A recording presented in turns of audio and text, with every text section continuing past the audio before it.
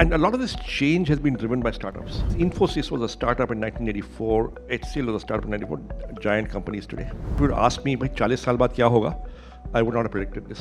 Government policy is very important in this country. Technology, capital, entrepreneurship, and talent. If you grow at 7, 8, 9% a year, maybe 10% a year for the next 20 years, why not? Good evening, Mr. Bikhchandani. Hi, just call me Sanjeev. Okay. Welcome to Business Standard Manthan, Sanjeev. Thank you. Thank you for calling me. So, you founded your company way back in 1984. No. So, in 1984, I finished college and I began to work for an advertising agency, Lintas, in client servicing. I did that for 3 years, then went to do my MBA, then worked in a company called HMM, that's now called GlaxoSmithKline, after many mergers and name changes. I was in consumer marketing. I was in marketing, I was handling the brand Horlicks. Then I quit my job in 1990 and became an entrepreneur. And for 7 years, we drifted and did a whole bunch of small things. Salary surveys, databases, teaching, training, whatever came my way to survive. I became a journalist for 4 years, part-time in the afternoons. I was working with the Pioneer newspaper. And then in 97, we launched Nocom also. So 97. So Nocom is 97, but entrepreneur since 1990. 1990, okay. So from 1990 to now, what has been the journey like? And looking back, how do you think the startup universe will drive India to become a developed country by 2047? So, I began to work in 1984, my first job, and now it's been, 40 years? So in the 40 years that I first began to work, the Indian sort of business landscape, corporate landscape, massive change. Completely, Delhi, where I began to work, was a government city, a family business kind of city. Gurgaon had not developed. Noida had barely begun. There were just 2 multinationals in Delhi, with head office in Delhi, I think Nestle and HMM. No glass buildings, no nothing. I'll take it, right? So it was very different. Culture was different. The corporate sector was smaller, right? Salaries were lower. My starting salary was 1,500 rupees. PF काट कूट के तो 1,380 आता हाथ में. Is that the reason that you started up? Partly, but but I'll come to that. Okay, but so now if I look at it, complete change. But if I look back, and I see what's changed and what's driven the change, a lot of the change has come from companies, industries, and sectors that did not exist or barely existed in 1984. Right? So IT services did not exist.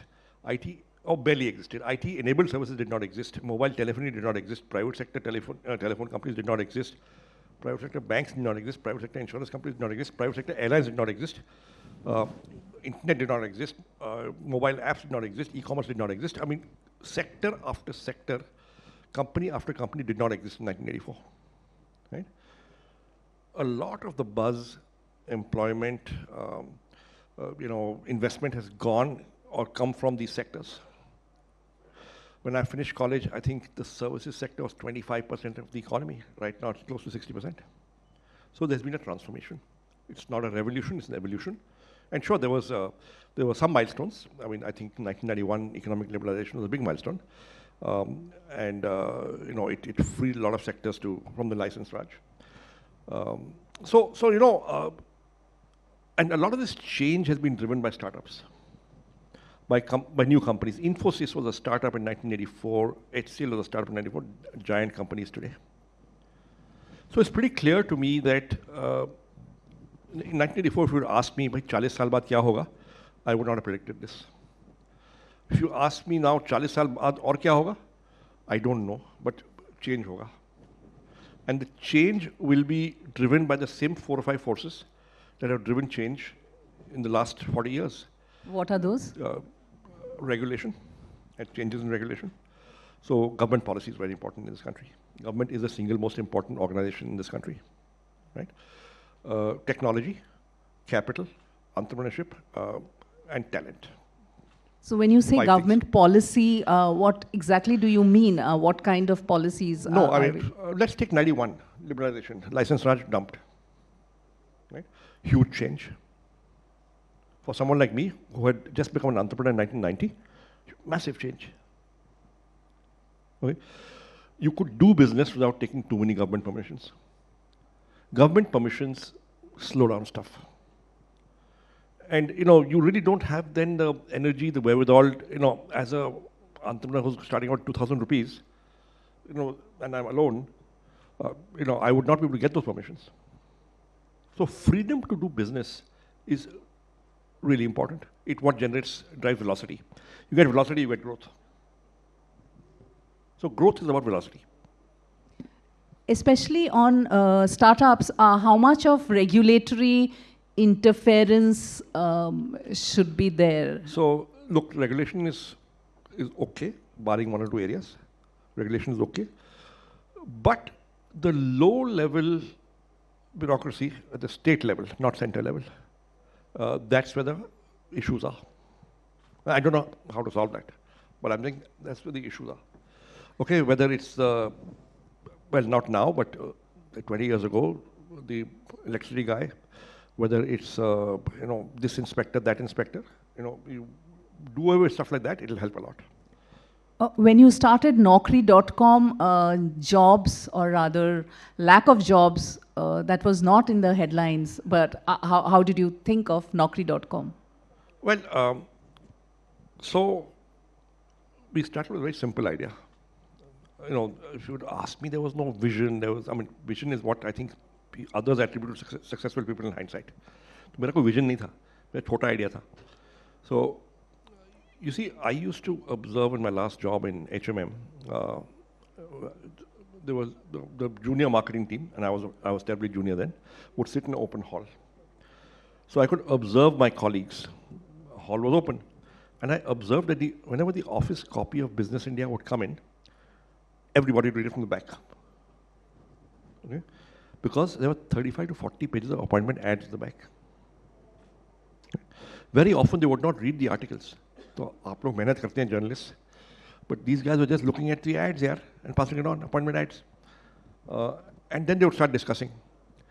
There's a job going here, what do you think? They'd start comparing, how well am I doing? Now, these are people who are in a multinational company. They're not going to apply to the job. They are happy. They can't get a better job. If you wanted Delhi and marketing, which means head office Delhi, you wanted FMCG, you wanted MNC, there were just 2 companies. So you were in the best job you could be in. Yet, people talk about jobs. So that gave me a customer insight, a market insight that, people are very interested in job information. In 1990 ki baat hai. 96, I saw the internet for the first time. It was in this location, in Pragati Maidan. There used to be there's a CIA organized called IT Asia. I saw a small stall with internet selling. We were a VSNL reseller, just selling email access, email accounts, and internet access. And that's when I got the idea that why don't we just take all the jobs from all the newspapers and magazines and put them up in one place and keep them live for a month. Value prop, very simple. All the jobs in one place, live for a month. So if you missed the ad last week, you can still catch it here. Ad came out in Madras, you're in Delhi, you can see it here. Simple value prop. We know that jobs are a high interest category of information. So I went to Central News Agency in Madras Hotel. I used to pick up all the newspapers that carried job ads, 29 of them, every week, and just get them over, and we used to enter them in the database and put it up. The moment we did that, traffic began to come. When traffic began to come, 6 महीने तो चलाया हमने ऐसे 6 महीने बाद in September 97, we launched in April 97. September 97, I got a call. In those days, there was an 8-year waiting list for a landline. So there was one phone in the office. It was on my desk. Office was a servant quarter above the garage. So I used to pick up all the phones. And It was a guy from a small mid-sized auto components company in Pune, I forget the name. And he said, listen, I had put my job in the papers earlier, and you put it up, I got a good response. And I've got 6 more jobs, I'm not advertised. If I send them to you, will you put them up? And I said, yeah, why not? Just, but it'll cost you money. So I'm thinking on, I'm thinking on my feet now because I had not thought of it. He said, how much? So in half a second I replied, 350 rupees a job. And sure enough, we got a 2100 ka check aa gaya. 3 दिन बाद by courier with the jobs. And we put them up. And then we had a revenue model. And we went from there. तो पहला साल turnover था 2.5 लाख रुपए. उससे अगले साल 18 लाख रुपए. Now, these look like small numbers now, but believe me, in 97, 98, it was decent money. Okay, so that's when I said, yeah, I'd never seen anything grow 7x in 1 year, even of a small base. So मैंने बाकी सब कुछ बंद कर दिया. No teaching, no training, no salary survey, no database. We are now an internet company. और मैंने वो किया, and I continued with my journalism job in the Pioneer because I wanted that monthly check. Right. To survive. So you said there was no vision to it when you actually started Naukri.com. Yeah, no. But you've often been called father of Indian startups. How is that? That's because I'm 60 years old now. So लोग बोल देते हैं, but it's not a label I like. Okay, but अब लोग now when most startups we founded by 25-year-olds, they call me father. But yeah, it's not like that. But how important do you think startups will be in India's journey to 2047? I think very important because, like I said, the giant companies in 2047, many of them will be startups of today, and you need more and more startup activity because employment, बड़ी कंपनियों में कम grow करती है. More company industry matures, they get into automation, consolidation. So if you look at the employee base of a Tata Steel or a SAIL, today versus 1984 when I finished college, I'm willing to bet the employee strength is lower now than it was in 1984. Because they've got into efficiency, automation, lean manufacturing, all that. But look at Zomato, 5 lakh riders. Began to do delivery in 2018, 6 years. 5 lakh riders. Servicing 400 restaurants, 400,000 restaurants, 4 lakh restaurant. If each restaurant is employing 10 people or 15 people, then Zomato is contributing to giving them some business, and that is a new kind of employment generation. It doesn't get measured so much because it's not, it's gig workers. It's unorganized sector restaurants, mom and pop. But that is also livelihood. Those are also livelihoods. And all that is done by a startup. So 20, 25 years from now... Policybaz, they are at least 7-8 lakh insurance agents dependent on them. Again, they are freelancers. They're quasi-entrepreneurs. They don't get measured in formal employment because they're not working for the formal sector as employees. But these are livelihoods. So startups have done this. So, say 20 to 25 years from now, 2047, if you're looking at that scenario, how many unicorns, how many decacons are you so listen, I don't like the term unicorn. I think it's rubbish. Mm-hmm. Okay. If I give $10 to a company for 0.01% share, that becomes a unicorn. Okay. You measure a company's health by looking at revenue, growth in revenue, profits,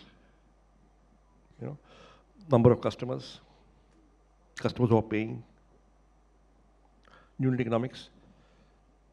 That's how you do it. Is the funding winter over, or? So there was never really a funding winter. I think there was a funding excess. And 2021, when the Fed began to tighten, and there was a downstream effect around the world. I think from 2008, after Lehman went down, till about 2021, every time there was a problem, the Fed would print its way out of trouble. Right? And that was a challenge. And there was so much money. And all this liquidity found its way everywhere. too much money chasing too few deals, too high valuations. I don't think enough investors are discerning enough. And this correction, I think, was good for fiscal discipline, was good for, not funding the wrong people with too much money. Good companies always had enough money to back them. Do you think that and right now we are back to reasonable levels of funding. So we've recovered. On the whole big picture, do you think 2047 India will be a developed country by whatever definition? I don't know. I mean, 1.4 billion people, it's a tough one, right? To actually deliver prosperity to 1.4 billion people, of which maybe 300-400 are reasonably prosperous today. It's a tough one. I can't predict that well, but yeah, I mean, if you grow at 7, 8, 9% a year, maybe 10% a year for the next 20 years, why not? So long as the fruits of the growth are spread to enough people.